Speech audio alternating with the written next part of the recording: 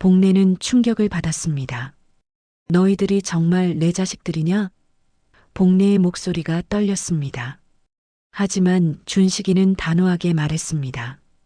엄마를 위한 일이에요. 이제는 전문적인 케어가 필요해요. 그들은 복내를 요양병원으로 데려가려 했습니다. 복내는 필사적으로 저항했습니다. 나는 아무 병도 없어. 왜 나를 이렇게 만들려고 하는 거야? 하지만 이미 모든 것이 정해진 후였습니다. 보안 요원들이 나타나 복내를 강제로 차에 태웠습니다. 구독, 좋아요는 영상 제작에 큰 힘이 됩니다. 서울 종로 골목 깊숙한 곳, 낡은 간판 하나가 바람에 삐걱거리며 흔들립니다. 복내의 분식이라 적힌 글씨는 세월의 때가 묻어 희미해졌지만 그 안에서 피어오르는 떡볶이 냄새만큼은 여전히 진했습니다. 강복래는 올해 75. 새벽 5시면 어김없이 눈을 뜨고 가장 먼저 하는 일은 남편의 영정 앞에 물 한 잔 올리는 것입니다. 여보, 오늘도 하루 시작이네요. 혼잣말처럼 중얼거리며 복래는 앞치마를 두르고 가게로 향합니다. 30년 전 남편을 갑작스럽게 떠나보낸 후 복래는 이 작은 분식집 하나로 두 자식을 키워냈습니다. 큰아들 준식이는 지금 지방에서 공무원으로 일하고 둘째 미란이는 서울에서 학원 강사로 살아갑니다. 자식들이 제법 자리를 잡았다고 생각하니 마음이 놓이기도 하지만 왠지 모를 허전함이 가슴 한편을 차지하고 있었습니다. 아줌마, 떡볶이 하나 주세요. 단골 손님인 중학생 아이가 뛰어들어옵니다. 복래는 익숙한 손놀림으로 떡볶이를 끓이며 말했습니다. 너 또 점심 굶고 왔지? 어머니한테 혼날라. 아이는 머리를 극적이며 웃습니다. 이런 소소한 대화들이 복래에게는 하루의 활력소였습니다. 오후가 되자 가게 앞이 조금씩 한산해집니다. 복래는 설거지를 하며 창밖을 바라봅니다. 그때 익숙한 실루엣이 눈에 들어왔습니다. 키가 크고 머리가 하얀 외국인 남성이 가게 앞을 서성이고 있었습니다. 월터라는 이름의 그 남자는 한 달 전부터 가끔씩 나타나 김밥이나 떡볶이를 사가곤 했습니다. 어서 오세요. 복래가 반갑게 인사하자 월터는 어색한 한국말로 대답했습니다. 안녕하세요, 복래 씨. 오늘도 김밥 하나 주세요. 그의 한국말은 서툴렀지만 정성이 느껴졌습니다. 복래는 김밥을 싸주며 궁금해했습니다. 이 동네에 외국인이 살 리는 없는데 왜 자꾸 여기까지 와서 음식을 사가는 걸까요? 저녁 무렵 둘째 미란이가 가게에 들렀습니다. 엄마, 오늘 장사는 어땠어요? 미란이는 피곤한 기색이 역력했습니다. 복래는 미란이에게 김밥을 싸주며 말했습니다. 그럭저럭이지. 너는 요즘 너무 무리하는 것 같은데. 미란이는 김밥을 받아들며 한숨을 쉬었습니다. 엄마, 사실 오빠랑 얘기가 있어요. 준식이도 곧 전화를 걸어왔습니다. 엄마, 미란이한테 들었는데요. 엄마 이제 나이도 있으시고 가게 일도 힘들지 않으세요? 복래는 휴대폰을 귀에 대고 대답했습니다. 뭐가 힘들어? 아직 팔팔한데. 하지만 준식이의 목소리에는 걱정보다는 다른 무언가가 섞여 있었습니다. 엄마, 요양원 같은데 알아보시는 게 어때요? 요즘은 시설도 좋고 엄마 혼자 있으면 위험하잖아요. 준식이의 말에 복래는 순간 말문이 막혔습니다. 요양원이라니. 아직 정정한 자신을 벌써 그런 곳에 보내려 한다는 말입니까? 그런 소리 하지 마라. 나는 아직 멀쩡하다. 복래는 단호하게 말했지만 전화를 끊고 나서는 왠지 모를 서운함이 밀려왔습니다. 자식들이 자신을 걱정하는 마음은 알겠지만 왜 이렇게 성급하게 자신을 어딘가로 보내려고 하는 걸까요? 밤이 깊어가자 복래는 가게 문을 닫고 집으로 올라갔습니다. 좁은 원룸이지만 30년 동안 살아온 터라 익숙했습니다. 남편의 영정 앞에 앉아 하루를 정리하며 복례는 생각에 잠겼습니다. 자식들은 분명 효자 효녀입니다. 하지만 요즘 들어 뭔가 달라진 것 같았습니다. 예전에는 안부를 묻는 전화였는데 이제는 자꾸 가게를 그만두고 어딘가로 가라는 얘기만 합니다. 여보, 우리 애들이 날 사랑하긴 하는 거겠죠? 영정 속 남편은 미소만 지을 뿐 대답이 없었습니다. 복례는 창밖을 바라보며 또다시 월터를 떠올렸습니다. 그 낯선 외국인이 왜 자꾸 자신의 가게에 오는지, 그리고 왜 자신을 그렇게 따뜻한 눈빛으로 바라보는지 궁금했습니다. 그 다음날 아침 복례는 평소보다 일찍 가게 문을 열었습니다. 어젯밤 자식들과의 통화가 마음에 걸려 잠을 설쳤기 때문입니다. 설거지를 하며 창밖을 바라보던 복례는 깜짝 놀랐습니다. 월터가 평소와는 다른 모습으로 가게 앞에 서 있었습니다. 말끔한 정장 차림에 손에는 작은 꽃다발까지 들고 있었습니다. 복례는 급히 앞치마를 정리하며 문을 열어주었습니다. 어서 오세요, 월터 씨. 오늘은 좀 특별해 보이시네요. 월터는 평소보다 긴장한 기색이 역력했습니다. 그는 꽃다발을 복례에게 건네며 어색한 한국말로 말했습니다. 복례 씨, 오늘은 김밥을 사러 온 게 아닙니다. 월터의 목소리가 떨리고 있었습니다. 복례는 꽃다발을 받아들며 의아해했습니다. 그러면 왜 이렇게 정장까지 차려입고 온 걸까요? 월터는 깊게 숨을 들이쉬고는 무릎을 꿇었습니다. 복례 씨, 나랑 결혼해 줄 수 있나요? 갑작스러운 청혼에 복례는 꽃다발을 떨어뜨릴 뻔했습니다. 이게 무슨 일입니까? 한 달 동안 김밥만 사러 왔던 외국인이 갑자기 청혼을 하다니. 복례는 당황스러워하며 말했습니다. 월터 씨, 농담이시죠? 하지만 월터의 눈빛은 진지했습니다. 그는 천천히 일어서며 복례의 손을 잡았습니다. 복례 씨, 사실 저는 당신을 오랫동안 찾고 있었습니다. 월터는 주머니에서 낡은 흑백 사진 한 장을 꺼냈습니다. 그 속에는 어린 소녀가 미군 병사에게 물을 건네는 모습이 담겨 있었습니다.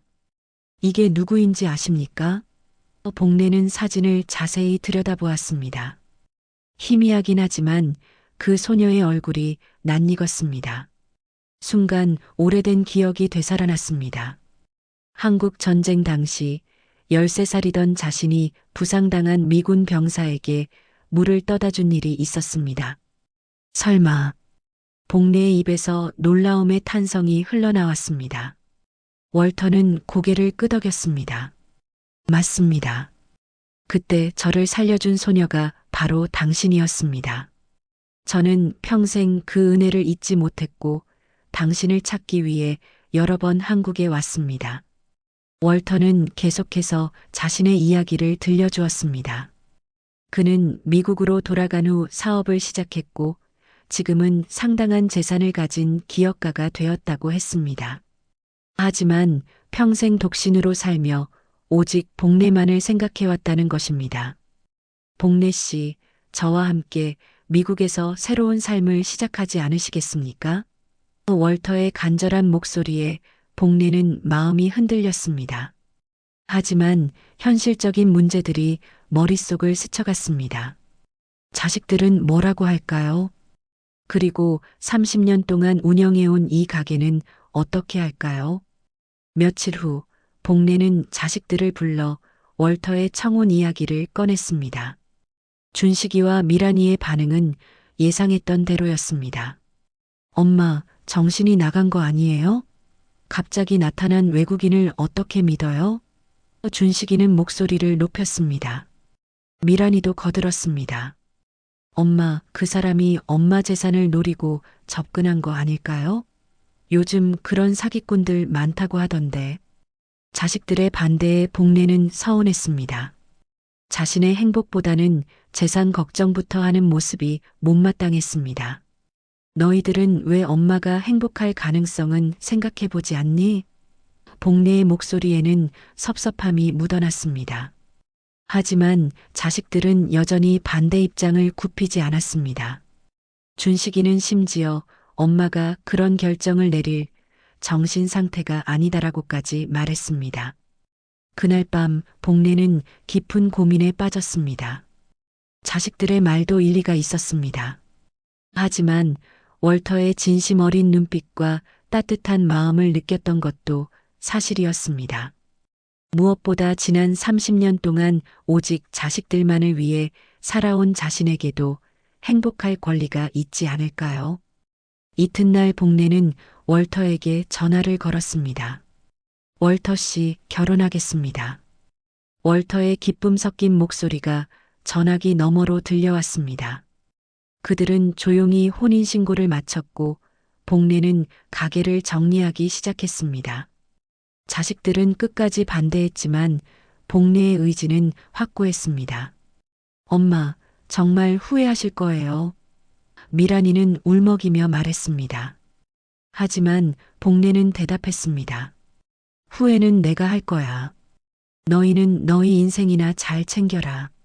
출국 전날 밤 복례는 남편의 영정 앞에 앉았습니다. 여보, 미안해요. 혼자 떠나게 되어서. 하지만 이제는 나도 행복할 자격이 있지 않을까요? 그리고 작은 가방 하나만 들고 월터와 함께 인천공항으로 향했습니다. 새로운 인생이 기다리고 있었습니다. 캘리포니아의 뜨거운 햇살이 복례의 얼굴을 비쳤습니다. 인천공항에서 10여 시간을 날아온 끝에 도착한 이곳은 복례가 상상했던 것보다 훨씬 웅장했습니다.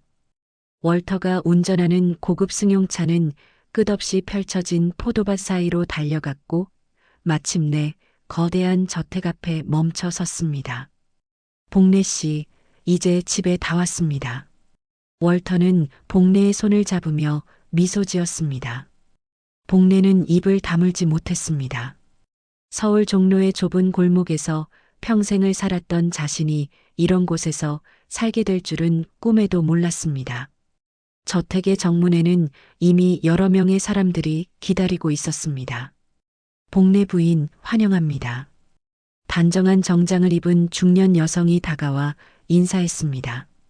저는 가정부 메리입니다. 앞으로 부인께서 불편하지 않도록 최선을 다하겠습니다. 메리 뒤로는 요리사, 정원사, 그리고 개인 비서까지 줄지어 서 있었습니다. 복례는 어리둥절했습니다. 평생 남의 뒷바라지만 하며 살았던 자신이 이제는 누군가의 뒷바라지를 받는 처지가 된 것입니다. 이렇게까지 하지 않아도 되는데요. 복례가 머뭇거리자 월터는 따뜻하게 말했습니다. 복례 씨는 이제 이 집의 주인입니다. 편하게 지내세요. 저택 내부는 더욱 놀라웠습니다. 높은 천장과 크리스털 샹들리에 그리고 끝없이 이어지는 복도와 방들. 복례는 월터를 따라 주인 침실로 향했습니다. 침실만 해도 자신이 살던 원룸보다 넓었습니다. 정말 꿈 같네요. 복례는 창밖의 정원을 바라보며 중얼거렸습니다. 그때 노크 소리가 들렸습니다. 삼촌, 새 이모 좀 뵙고 싶어요. 문 밖에서 여성의 목소리가 들려왔습니다. 월터는 문을 열어주며 말했습니다. 에밀리 들어와. 복례에게 인사해.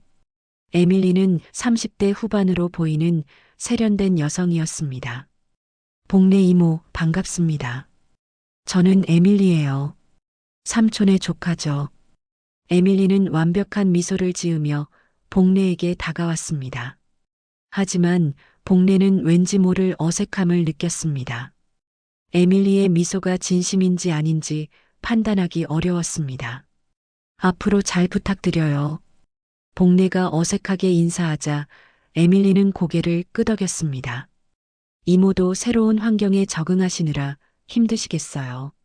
궁금한 게 있으시면 언제든 말씀하세요. 말은 친절했지만 복례는 에밀리의 눈빛에서 차가운 무언가를 느꼈습니다. 며칠 후 복례는 변호사 존 리를 만났습니다. 월터가 법적인 절차들을 정리하기 위해 소개해준 사람이었습니다. 존 리는 한국계 미국인으로 복례에게 친근하게 다가왔습니다.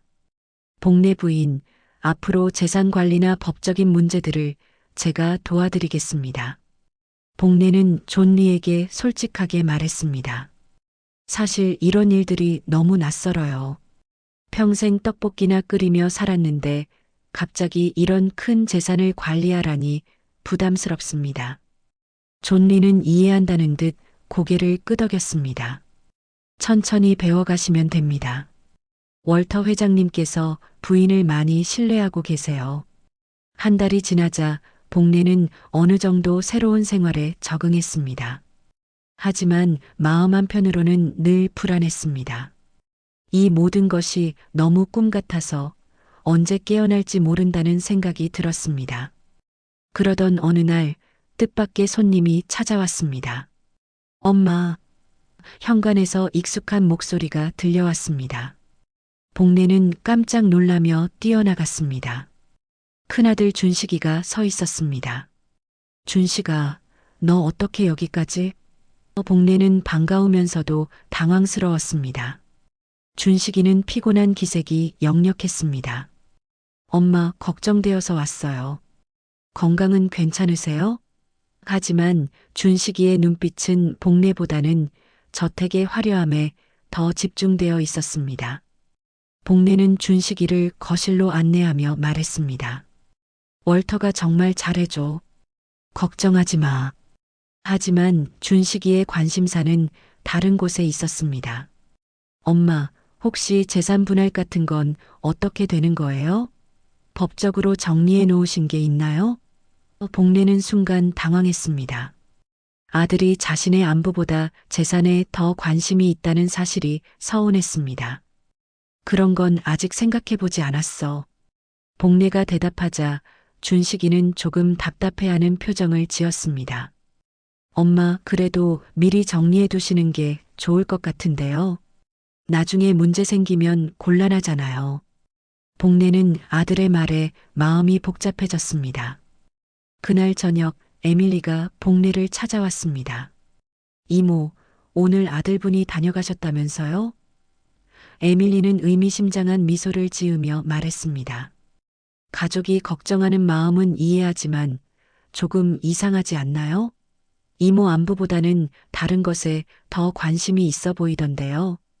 복례는 에밀리의 말에 불편함을 느꼈습니다. 무슨 말씀이세요? 에밀리는 복례의 어깨에 손을 올리며 말했습니다. 이모, 세상 사람들은 다 욕심이 있어요. 특히 큰 재산이 걸려 있을 때는 더욱 그렇죠. 에밀리의 말은 복례의 마음에 씨앗처럼 심어졌습니다. 그날 밤 복례는 잠을 이루지 못했습니다. 준식이의 행동과 에밀리의 말이 계속 머릿속을 맴돌았습니다. 정말 자식들이 자신보다 재산에 더 관심이 있는 걸까요? 복례는 창밖의 별을 바라보며 깊은 생각에 잠겼습니다. 준식이가 한국으로 돌아간 지 일주일 후 복례는 둘째 미란이로부터 전화를 받았습니다. 엄마, 오빠가 미국에서 돌아와서 하는 말이 정말 걱정스러워요. 미란이의 목소리에는 불안함이 가득했습니다. 엄마 정신 상태가 온전하지 않은 것 같다고 하던데 정말 괜찮으세요? 복례는 황당했습니다. 내가 왜 정신이 온전하지 않다는 거니? 미란이는 조심스럽게 말을 이어갔습니다. 엄마, 솔직히 말해서 갑작스럽게 외국인과 결혼해서 미국까지 가신 것도 그렇고 혹시 누가 엄마를 이용하려는 건 아닐까 걱정돼요. 전화를 끊고 난 후 복례는 깊은 고민에 빠졌습니다. 자식들이 자신을 걱정하는 마음은 이해하지만 왜 이렇게 의심의 눈초리로 바라보는 걸까요? 그때 에밀리가 복례의 방으로 들어왔습니다. 이모, 표정이 안 좋으시네요. 무슨 일이세요? 복례는 에밀리에게 자식들과의 통화 내용을 털어놓았습니다. 에밀리는 고개를 끄덕이며 들었습니다. 역시 제 예상이 맞았네요. 이모, 솔직히 말씀드릴게요. 이모 자식들이 벌써 미국 현지 변호사를 접촉했어요. 뭐라고요? 복례는 깜짝 놀랐습니다. 에밀리는 태블릿을 꺼내 보여주었습니다. 로스앤젤레스에 있는 로펌에서 이모의 정신 감정에 대해 문의했다고 하네요. 유언 무효 소송을 위한 사전 작업인 것 같아요. 복례는 충격을 받았습니다. 자식들이 정말로 자신의 정신 상태를 문제 삼으려는 것입니까? 그럼 내가 정말 미친 사람 취급을 받는 건가요? 에밀리는 복례의 어깨를 두드리며 말했습니다. 이모, 현실을 직시하세요.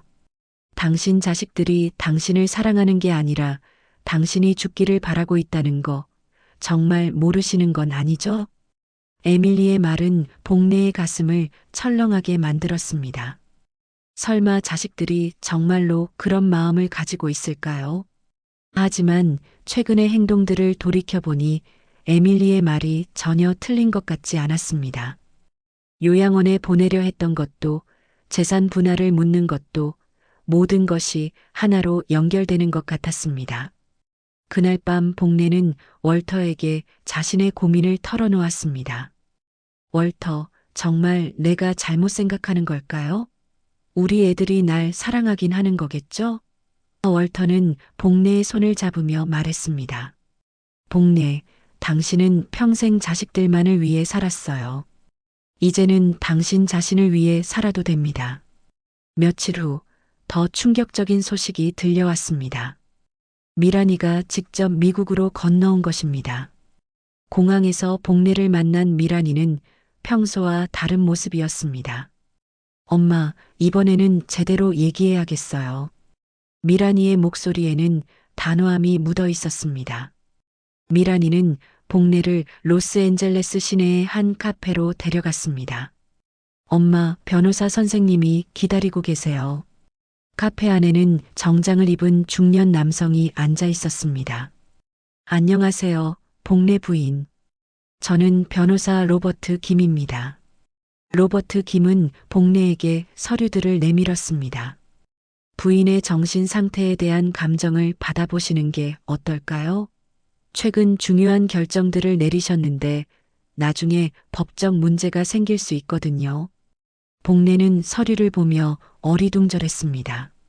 정신 감정이라니 자신을 정말 미친 사람으로 만들려는 것입니까? 미란아, 너도 정말 엄마가 정신이 나갔다고 생각하니? 복례의 목소리에는 서운함이 가득했습니다. 미란이는 잠시 망설이다가 말했습니다. 엄마, 객관적으로 봐도 이상하잖아요. 갑자기 외국인과 결혼하고 재산도 정리 안 하고. 그때 복례는 깨달았습니다. 자식들의 진짜 관심사가 무엇인지를. 너희들은 정말 내 재산만 걱정하는구나. 복례의 목소리가 떨렸습니다. 나는 너희 뒷바라지하느라 평생을 살았는데 지금은 내 행복 한번 찾은 게 죄냐? 미란이는 당황하며 변명했습니다. 엄마, 그게 아니라 엄마가 속는 것 같아서. 하지만 복례는 이미 모든 것을 알아버렸습니다.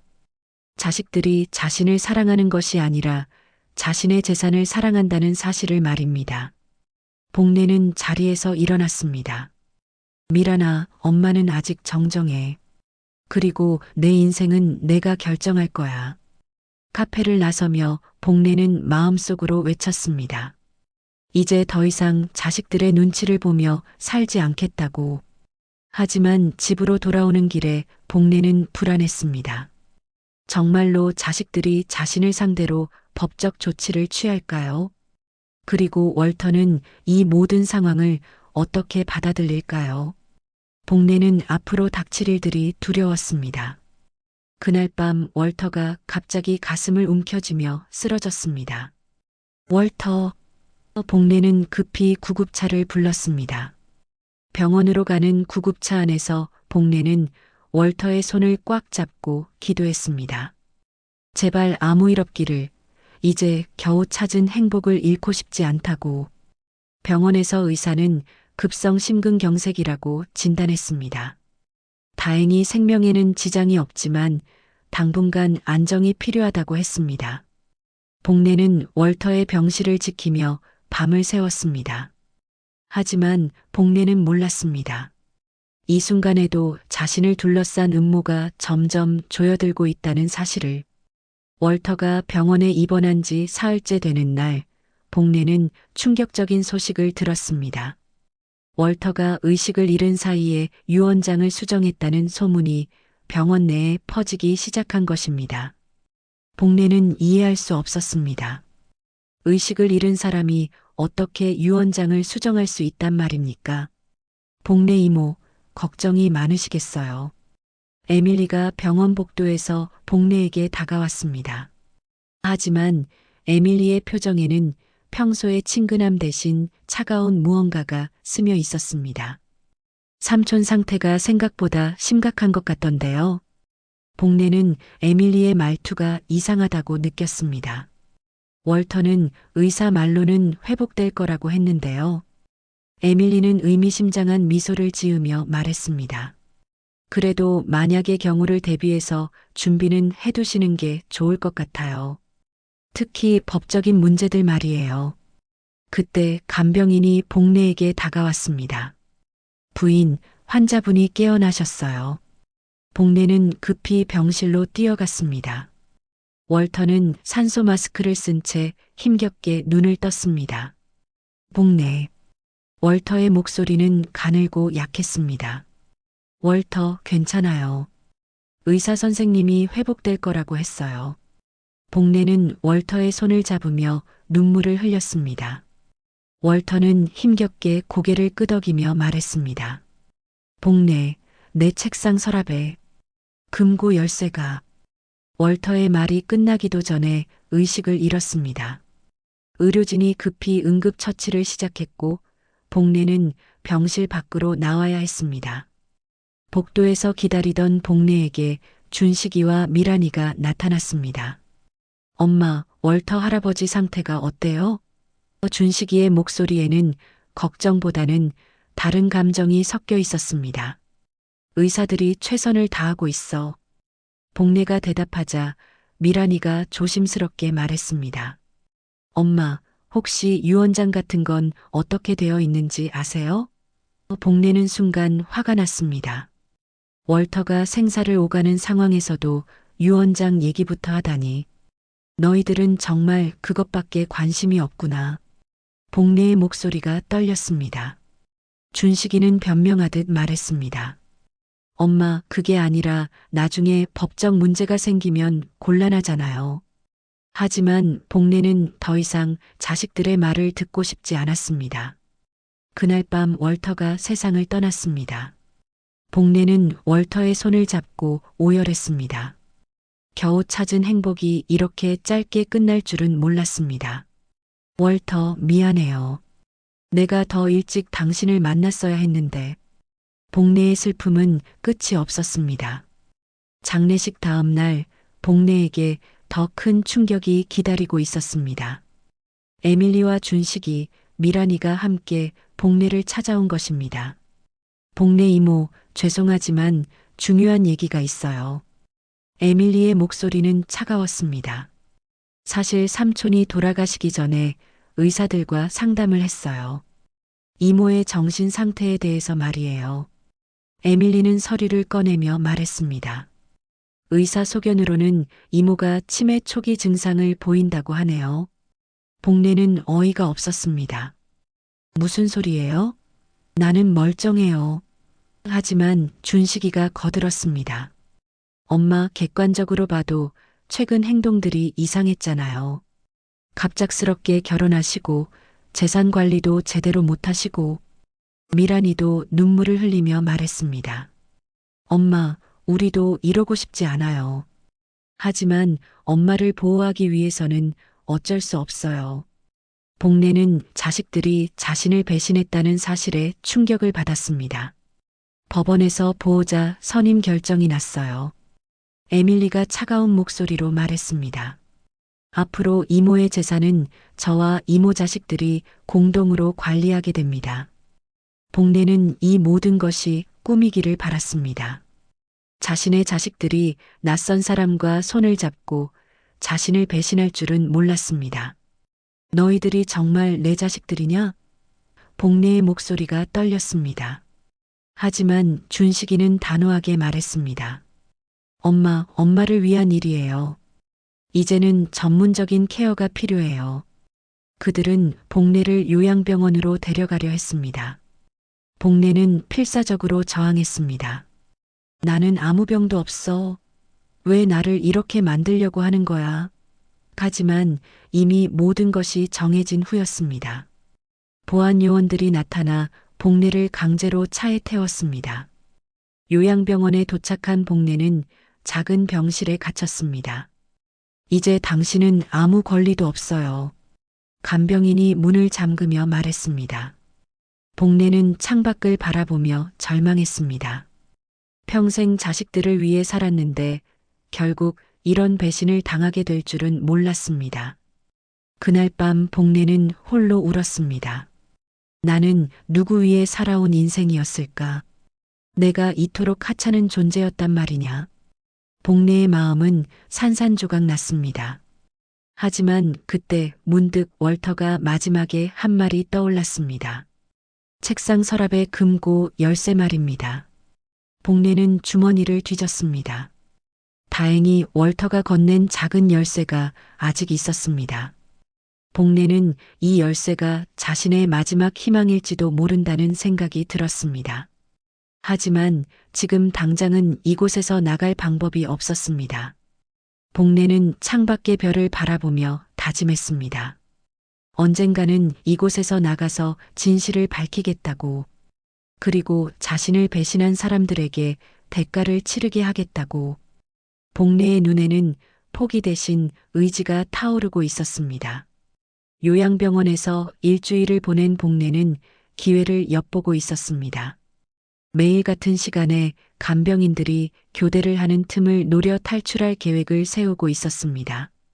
복례는 겉으로는 순종하는 척하며 간병인들의 경계심을 늦추려 했습니다. 할머니, 오늘은 기분이 좀 나아 보이시네요. 젊은 간병인 제니가 복례에게 약을 건네며 말했습니다. 복례는 약을 받아들이는 척하며 대답했습니다. 여기 음식도 맛있고 사람들도 친절해서 마음이 편해졌어요. 하지만 속으로는 탈출할 기회만 기다리고 있었습니다. 그날 오후 복례는 마침내 기회를 잡았습니다. 간병인들이 응급환자 때문에 분주해하는 틈을 타서 복례는 조용히 병실을 나왔습니다. 다행히 아무도 눈치채지 못했습니다. 복례는 비상계단을 이용해 건물 밖으로 나왔습니다. 택시를 타고 월터의 저택으로 향하는 동안 복례는 긴장했습니다. 혹시 누군가 자신을 먼저 발견하면 어떻게 할까요? 하지만 다행히 저택에는 아무도 없었습니다. 복례는 월터의 서재로 향했습니다. 그곳에 자신의 운명을 바꿀 비밀이 숨어 있을 것입니다. 월터의 책상 서랍을 열어보니 작은 금고가 있었습니다. 복례는 떨리는 손으로 열쇠를 금고에 넣었습니다. 딸깍 소리와 함께 금고가 열렸습니다. 안에는 여러 서류들과 함께 월터의 손편지가 들어 있었습니다. 사랑하는 복례에게. 편지는 월터의 정성스러운 한국어로 쓰여 있었습니다. 만약 당신이 이 편지를 읽고 있다면 나에게 무슨 일이 생겼다는 뜻일 것입니다. 복례, 이 모든 자산은 당신 것입니다. 당신 자식들에겐 단 한 푼도 가지 않도록 했습니다. 그들은 당신을 사랑하지 않았습니다. 복례는 편지를 읽으며 눈물을 흘렸습니다. 월터는 자식들의 진짜 모습을 이미 알고 있었던 것입니다. 편지는 계속 이어졌습니다. 복례, 당신은 평생 남을 위해 살았습니다. 이제는 당신 자신을 위해 사세요. 그리고 제발 행복하세요. 금고 안에는 정식 유언장도 들어 있었습니다. 복례는 유언장을 자세히 읽어보았습니다. 모든 재산이 자신에게 상속되도록 되어 있었고 자식들이나 에밀리에게는 아무것도 남기지 않았습니다. 또한 만약 복례에게 무슨 일이 생기면 모든 재산을 자선단체에 기부하도록 되어 있었습니다. 그때 복례는 또 다른 중요한 서류를 발견했습니다. 변호사 존 리의 연락처와 함께 복례에게 위급한 일이 생기면 즉시 연락하라는 메모가 있었습니다. 복례는 즉시 존 리에게 전화를 걸었습니다. 복례 부인, 어디 계신가요? 걱정했습니다. 존 리의 목소리에는 안도감이 묻어 있었습니다. 월터 회장님이 미리 예상하고 저에게 부탁하신 일이 있습니다. 지금 즉시 만나야겠어요. 1시간 후 존 리가 저택으로 찾아왔습니다. 복례 부인, 월터 회장님은 저의 오랜 친구였습니다. 그분은 부인의 자식들과 에밀리가 음모를 꾸미고 있다는 것을 이미 알고 계셨어요. 존 리는 가방에서 여러 서류들을 꺼냈습니다. 이것들은 그들이 부인을 치매 환자로 만들기 위해 조작한 증거들입니다. 존 리가 보여준 서류들을 보고 복례는 분노했습니다. 가짜 의사 소견서, 조작된 정신 감정 결과, 그리고 에밀리와 자식들 사이의 은밀한 거래 내용까지 모든 것이 들어 있었습니다. 월터 회장님은 이 모든 것을 녹음하고 기록해 두셨습니다. 부인을 보호하기 위해서였죠. 존 리는 복례에게 녹음기를 건네주었습니다. 그 안에는 에밀리와 준식이, 미란이가 복례의 재산을 나누어 가질 계획을 세우는 대화가 담겨 있었습니다. 복례는 녹음을 들으며 분노와 슬픔이 교차했습니다. 엄마는 어차피 오래 못 살 것 같은데 미리 재산 정리를 해야지. 준식이의 목소리였습니다. 치매 환자로 만들어서 보호자 권한을 가져오면 모든 게 해결돼. 에밀리의 차가운 목소리도 들렸습니다. 복례 부인, 이제 결심하셔야 합니다. 존 리가 진지하게 말했습니다. 이 증거들을 가지고 그들의 범죄를 폭로할 건가요? 아니면 조용히 넘어갈 건가요? 복례는 더 이상 망설이지 않았습니다. 자신을 배신한 사람들에게 정당한 대가를 치르게 해야 했습니다. 기자회견을 열겠습니다. 복례의 목소리는 단호했습니다. 모든 사람들이 이들의 진짜 모습을 알아야 해요. 존 리는 고개를 끄덕였습니다. 월터 회장님이 원하시던 바입니다. 제가 모든 것을 준비하겠습니다. 이틀 후 복례는 로스앤젤레스 시내 호텔에서 기자회견을 열었습니다. 많은 기자들이 몰려들었습니다. 복례는 떨리는 목소리로 진실을 말하기 시작했습니다. 저는 치매 환자가 아닙니다. 제 자식들과 월터의 조카가 저의 재산을 빼앗기 위해 거짓말을 한 것입니다. 복례는 모든 증거를 공개했습니다. 조작된 의료 기록, 불법 감금, 그리고 재산 강탈 음모까지 모든 것을 세상에 알렸습니다. 기자들은 충격에 빠졌습니다. 이런 일이 실제로 벌어질 수 있다는 것이 믿기지 않았습니다. 기자회견이 끝나고 복례는 한국행 비행기에 몸을 맡겼습니다. 이제 정말로 마지막 대결이 남아 있었습니다. 자신을 배신한 자식들과 직접 만나서 모든 것을 정리해야 했습니다. 복례의 마음에는 분노와 함께 결연한 의지가 타오르고 있었습니다. 인천공항에 도착한 복례는 한국 기자들의 취재 요청을 받았습니다. 미국에서의 기자회견 소식이 이미 한국 언론에도 전해진 것입니다. 복례 씨, 자식들과 만날 계획이 있으신가요? 기자들의 질문에 복례는 단호하게 대답했습니다. 당연히 만날 겁니다. 모든 것을 정리해야죠. 복례는 곧바로 서울 시내 호텔에서 기자회견을 열었습니다. 준식이와 미란이에게는 미리 연락을 취했습니다.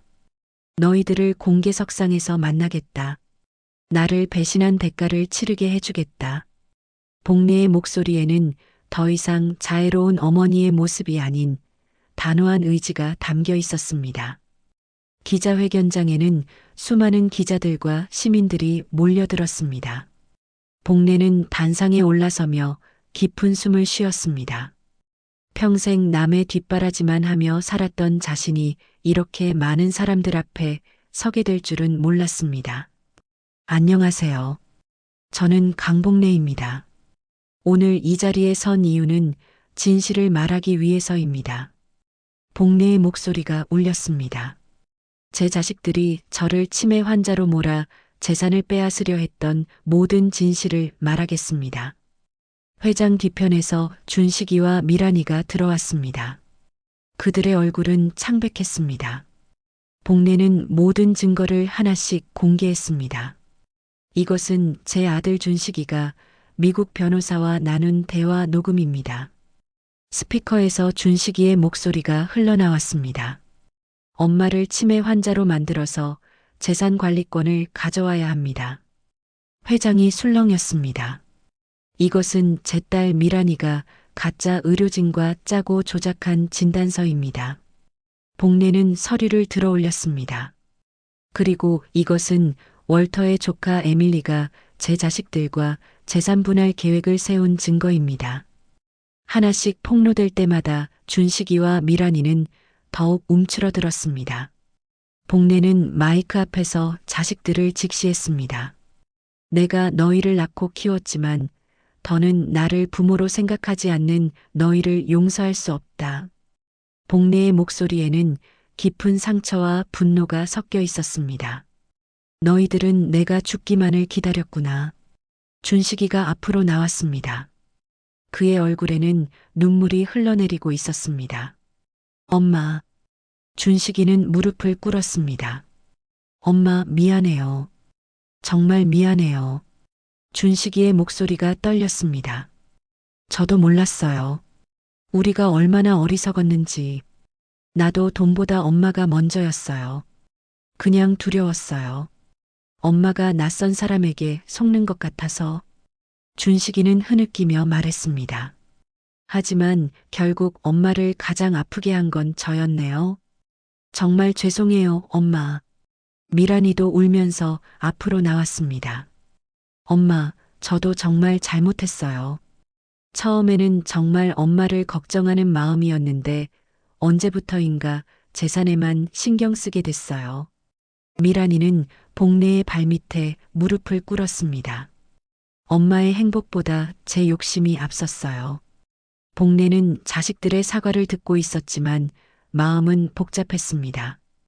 이들의 눈물이 진심일까요? 아니면 상황이 불리해져서 하는 연기일까요? 너희들의 사과가 진심이라면 왜 처음부터 내 행복을 응원해주지 않았니? 엄마께서 갑작스럽게 결혼하신다고 했을 때 정말 놀랐어요. 준식이가 고개를 들며 말했습니다. 하지만 그것보다 무서웠던 건 엄마를 잃을 것 같은 두려움이었어요. 그런데 그 두려움이 욕심으로 변해버렸어요. 미란이도 덧붙였습니다. 저희도 에밀리에게 속았어요. 그 사람이 엄마를 이용하려 한다고 하면서 우리 보고 먼저 행동하라고 부추겼거든요. 복래는 에밀리가 얼마나 교활한 사람인지 새삼 깨달았습니다. 그렇다고 해서 너희들의 잘못이 사라지는 건 아니야. 복래의 목소리는 여전히 차가웠습니다. 너희들은 나를 미친 사람으로 만들려 했고 요양원에 가둬두려 했어. 그게 자식이 할 일이니? 회장에 있던 사람들은 숨을 죽이고 이 가족의 대화를 지켜보고 있었습니다. 어떤 사람들은 눈물을 흘리고 있었습니다. 자식과 부모 사이에 이런 비극적인 갈등을 보는 것이 마음 아팠기 때문입니다. 복래는 잠시 침묵했습니다. 그리고 천천히 입을 열었습니다. 너희들을 완전히 용서할 수는 없어. 하지만 너희들도 내 자식인 건 사실이야. 복래의 목소리에 미묘한 변화가 있었습니다. 하지만 이제 우리 사이는 예전과 같을 수 없다. 엄마. 준식이와 미란이가 동시에 복래를 불렀습니다. 복래는 손을 들어 그들을 제지했습니다. 내 결정을 들어라. 월터가 남긴 모든 재산은 사회복지기금에 전액 기부할 거야. 너희들에게는 한 푼도 주지 않겠어. 그리고 우리 가족의 법적 인연도 여기서 정리하겠어. 복래의 마지막 선언에 회장이 조용해졌습니다. 너희들과는 이제 남남으로 살겠다. 내가 낳고 키운 자식들이지만 나를 배신한 사람들과는 더 이상 가족으로 살 수 없어. 준식이와 미란이는 절망에 빠진 얼굴로 복례를 바라보았습니다. 하지만 복례의 결심은 변하지 않았습니다. 복례는 단상에서 내려와 회장을 떠났습니다. 뒤에서 자식들의 울음소리가 들렸지만 복례는 돌아보지 않았습니다. 그날 밤 복례는 호텔방에서 창밖을 바라보았습니다. 모든 것이 끝났습니다. 이제 진짜 새로운 시작을 해야 할 때였습니다. 복례의 마음에는 슬픔과 함께 해방감이 스며들고 있었습니다. 기자회견이 끝난 지 석 달 후 복례는 다시 서울 종로 골목에 서 있었습니다.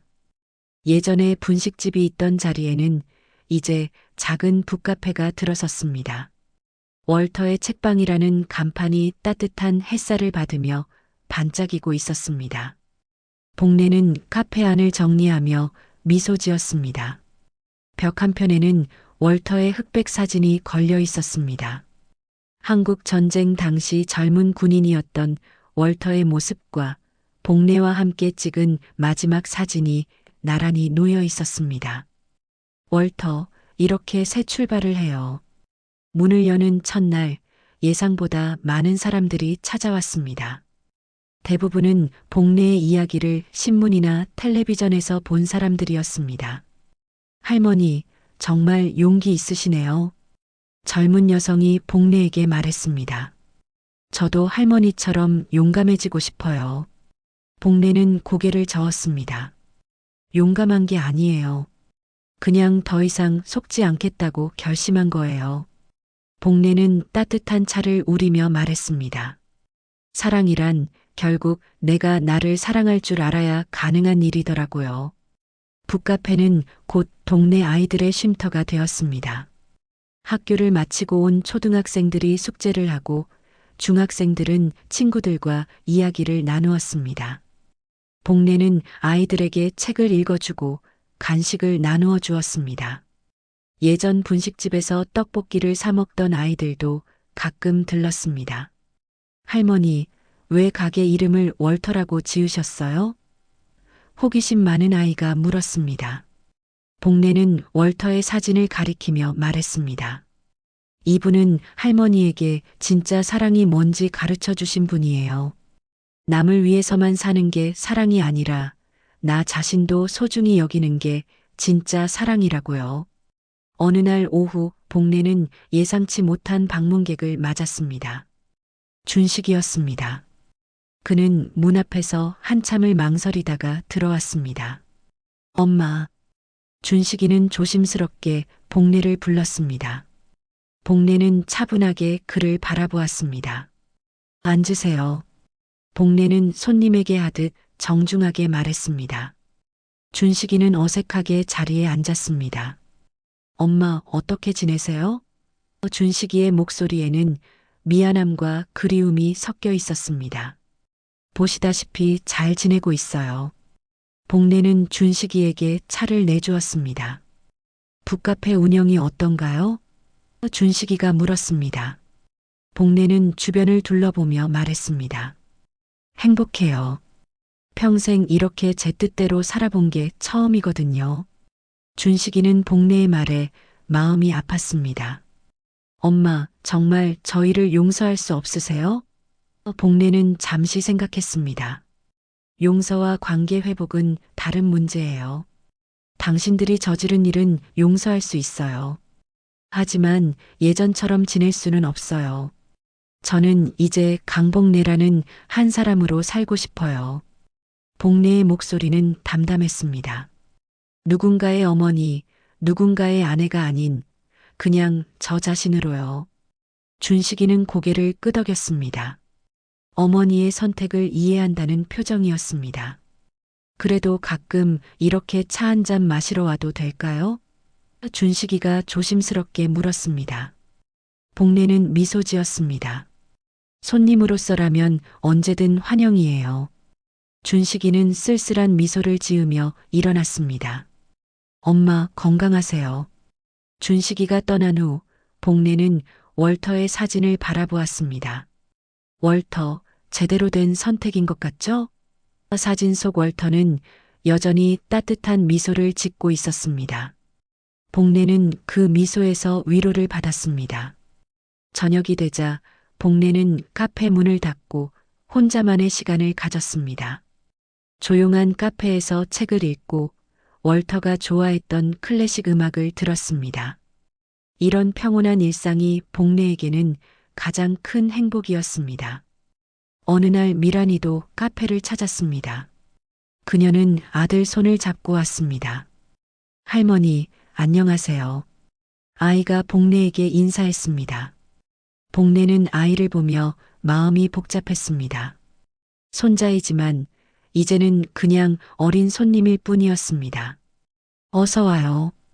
복례는 아이에게 과자를 주며 말했습니다. 책 읽기는 좋아해요? 아이는 고개를 끄덕였습니다. 복례는 아이에게 책을 읽어주었습니다. 미란이는 그 모습을 조용히 지켜보았습니다. 엄마, 행복해 보이세요. 미란이가 말했습니다. 복례는 고개를 끄덕였습니다. 처음으로 제 뜻대로 사는 거니까요. 미란이는 눈물을 글썽이며 말했습니다. 저희가 엄마의 행복을 빼앗으려 했네요. 이제 그런 얘기는 하지 말아요. 복례가 말했습니다. 모든 게 지나간 일이에요. 중요한 건 앞으로예요. 미란이는 고개를 끄덕이며 아이를 데리고 나갔습니다. 가끔 또 와도 될까요? 언제든 환영이에요. 그날 밤 복례는 일기를 썼습니다. 오늘도 좋은 하루였다.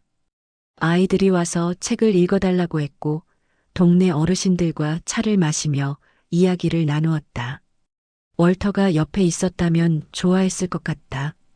복례는 창밖을 바라보았습니다. 종로의 밤은 여전히 활기차고 따뜻했습니다. 복례는 이 모든 것이 꿈만 같았습니다.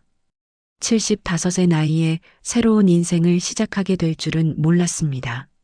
사랑이란 결국 내가 나를 사랑할 줄 알아야 가능한 일이었구나. 복례는 다시 한번 중얼거렸습니다. 그리고 월터의 사진에 작별 인사를 했습니다. 월터, 고마워요. 진짜 사랑이 뭔지 가르쳐줘서. 복례는 눈물이 아닌 미소로 새로운 하루를 기다렸습니다. 내일도 아이들이 와서 책을 읽어달라고 할 것이고 동네 사람들과 따뜻한 대화를 나눌 것입니다. 이제 복례의 인생은 정말로 복례만의 것이 되었습니다.